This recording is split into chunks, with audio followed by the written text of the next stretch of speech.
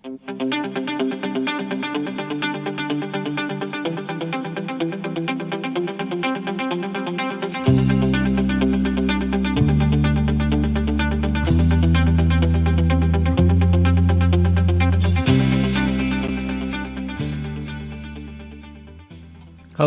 and welcome to another edition of the Energy Detox, a petroleum-based blend of leadership conversations guaranteed to boost your professional and personal output by flushing away the hidden and often toxic barriers to peak performance.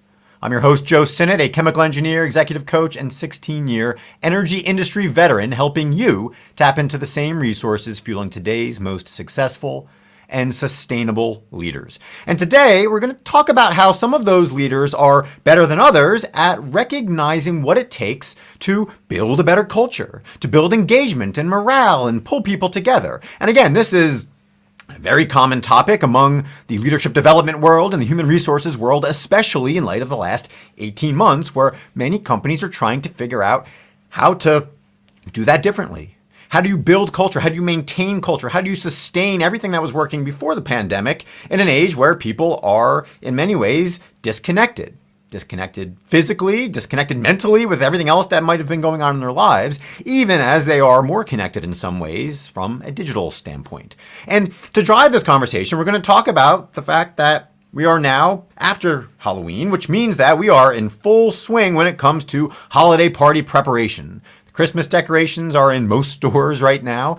Most companies already have on the calendar some sort of holiday party if they're going to do something in person. Certainly industry organizations have their holiday parties already scheduled out. And I know internally in our family, again, the conversations are happening on which weekends we're going to get together and celebrate Christmas this year. So things are in full swing. However, there are some potential kinks in plans this year, especially if you happen to be a fan of any Anheuser-Busch products. Because Anheuser-Busch, based in St. Louis, went ahead and announced recently that the threat to the Spire STL pipeline that carries natural gas to the St. Louis area could mean that come December, they might have some issues from a supply chain standpoint moving their products, because many of their trucks run on compressed natural gas, and if the flow of gas is interrupted, they might have issues fueling their trucks. And of course, if they have issues fueling their trucks, they're going to have issues fueling the needs and the demands of their clientele. So with that being said, we have this Thirsty Thursday edition of the Energy Detox where we're going to use that pipeline story there from the Midwest as an excuse to talk about holiday parties. And we're going to build on some of the commentary that is included in the article that we linked to today in the show notes. And that comes from Marcellus Drilling News, where Jim Willis, as always, does a very good job with some pithy comments to, again, point out how impactful it is when you try to shut down the flow of reliable, affordable, plentiful energy.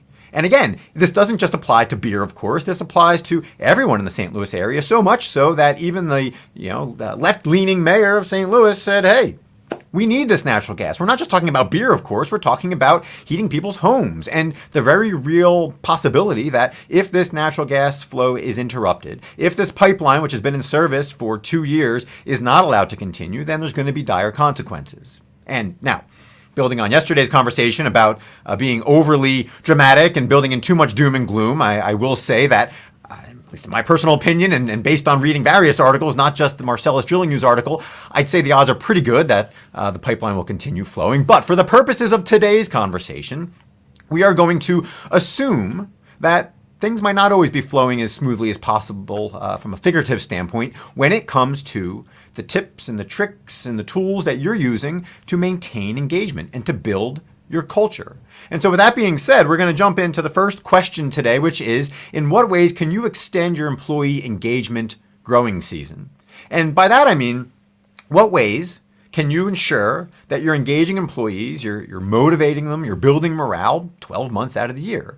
And again, it's a noble goal. It gets talked about, but it also gets lost in the normal cycles of performance appraisement periods and bonus periods. And again, of course, holiday season and the parties that ensue and some of the normal milestones that occur that lead to some ups and downs in engagement and morale and visibility at times between the higher ups in an organization and, everyone else along down the line.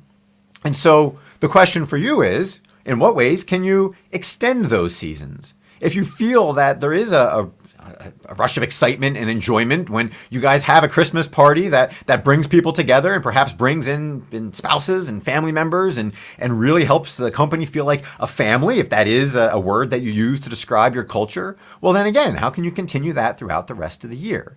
But we're not just talking about, again, putting on parties and events and picnics and barbecues. You guys can brainstorm about that all you want. The bigger question is, how do you ensure that level of engagement and visibility that often occurs when you have events like that? When you might have senior management interacting, again, with every rung of the organization, especially in a family environment where people's guards are kind of brought down and where they're able to have a more free-flowing conversation and, again, in turn, reveal things about themselves, about their observations about the culture, and about what's ultimately important to them to the stakeholders that can actually make some decisions. So all that being said, ask yourself, in what ways are you limiting yourself to holiday parties and other things that you were doing, again, pre-pandemic that you're trying to replicate now in this new age? Ask yourself, instead of maybe replicating some of those things or trying to find the equivalent of a holiday party if your company is still remote or mostly remote or you have people scattered about, don't just try to replicate what was there before, because again, there's many ways to achieve the same results. And most of them start with fostering an environment where you have normal human conversations and can ask questions and can, as we move to the second question, can let your guard down. Because the ironic thing at times is, in order to protect whatever culture you have and think you have, and assuming you think it's actually a good culture, despite what the statistics say, which is that you probably don't have as good a culture as you think. But in order to protect what's actually working and to protect your reputation and your effectiveness as a leader, the ironic thing is that in many ways, letting your guard down is one of the best ways to ensure that you can continue along a positive path and you can build upon that. So again, ask yourself, in what ways can you let your guard down more? And it doesn't just have to be at a party. It doesn't just have to be over a couple beers or drinks or whatever equivalent Anheuser-Busch is pumping out from a carbonated hard alcohol standpoint. But all that being said, what other ways can you let your guard down? Can you come across as human? Can you interact? And again, I don't need to answer that question here. You probably have some ideas yourselves, but that's the goal. And too many leaders that I work with, when they find themselves in a position where they're not connecting with their employees or they're not connecting with their stakeholders, in some cases even customers or board members or investors, whatever the case might be, many times, not all the time, but many times it comes down to a lack of humanization. Many times it comes down to a lack of real, genuine connection. And it doesn't have to be deep. You don't have to go pheasant hunting or go on some week-long excursion somewhere with your stakeholders. You don't need any of that. Many times you just need to pick up the phone and give a call. And I love hearing anecdotes from leaders who have done this, well before the pandemic, when they probably could have popped into somebody's cube. In some cases, actually just picking up the phone and calling is a much more effective way. You get that couple seconds of disarmament where you need to convince somebody that, yes, you are reaching out to them, and no, you don't have any ulterior motive other than just maybe checking in or acknowledging something that they've done. But what ways can you do that? What ways can you replicate that without needing a full-blown party, without needing a free flow of Anheuser-Busch products to help people let their guard down from a toxicological, I'm making up words here. Anyway, regardless of your mechanism, ask yourself how you can let your guard down and how that might actually solidify and protect what you've already built to this point. And then finally, ask yourself if the bag of tricks that you're using, if you will, is sustainable. And we've already talked about this a little bit in some of the other questions, but how might the things that you've been doing in the past actually no longer be relevant? And in fact, assuming that your organization is focused on diversity, equity, and inclusion, are there things that you're doing that are undermining those? And again, it could be as simple, these conversations aren't meant to be terribly complicated. It could be as simple as the fact that you lean heavily on, company golf outing, for example, ignoring the fact that many people don't golf, or again, a clay shoot, or again, coming back to the theme of this episode, something that involves drinking, and not heavy drinking. Clearly, there's many different ways that you can be alienating folks and not allowing them to come into the fold. And again, this is overly simplistic. I don't need to tell you that. But the bigger question, the deeper question that I often get to in conversations with people is, how might you be unwittingly alienating people? How can you get to the people who have no interest in a party, who have no interest in, quite frankly, engaging with other human beings? How can you extract from them the insights that you would like to gain and you need to gain from some of these holiday extravaganzas where, again, people's guards are down and you can pick up tidbits and information that you can use not only to better the company, but to better your relationship with individuals within the company? How might you be putting on gatherings and get-togethers? Again, pick from a full list of things, whether it's an event at Topgolf or bowling, all good things, all things that you would assume should bring people out and at least bring the majority of people out to enjoy themselves. But many cases, it is those silent ones, those people who have no interest, those people who don't show up. How are you connecting with them? Or are you just dismissing them? And if you are dismissing them, is that running counter to your stated intentions when it comes to inclusion and diversity and equity? And from an equity standpoint, again, we're talking about equitable access to leaders, equitable access to the eyes and the ears of leaders who need and should want to get the opinions of those around you. And again, we've talked in other episodes about, at times, the ineffectiveness of corporate surveys and employee engagement exercises that bring people together. But nothing is more effective than engaging one-on-one with an individual. And if it's not in, again, a team building setting, then what can it be? How can you get those conversations? It doesn't have to be with everybody. But if you're not capturing at least a sizable portion of those people who have no desire to engage in activities that don't tickle their fancy, if you will, then ask yourself, how can you get to that point?